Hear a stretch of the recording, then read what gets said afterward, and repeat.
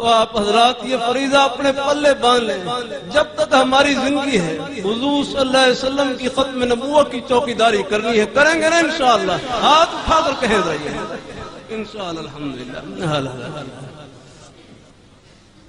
یہ قادیانی حضور صلی اللہ علیہ وسلم کی ختم نبوت کے باغی اور دشمن ہیں، ان سے جہاں تک ہو سکے لین دین سے تعلقات سے گریز کریں گے۔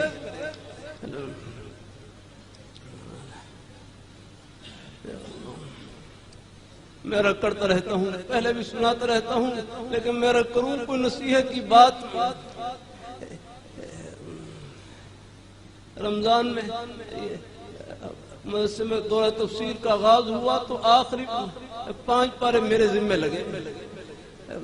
مختلف اساتذہ نے مل کر تو صاحب مولانا صاحب دام برکاتہم العالیہ اور مدرسے کے اساتذہ مل جل کر کچھ کوشش شروع کیا، آخری 5 پارے۔ لیکن الحمدللہ قرآن پاک کے انداز سے معلوم یہ ہوا کہ قرآن پاک یہ کوئی معلومات کے اضافے کے لیے نہیں ہے، ترجمے سے مقصود کوئی معلومات میں اضافہ نہیں، ترجمے سے مقصود تبدیلی ہے، اپنی زندگی میں انقلاب برپا کرنا ہے۔ ایک ایک واقعہ بار بار، ایک ایک حکم بار بار۔ یہ کیوں؟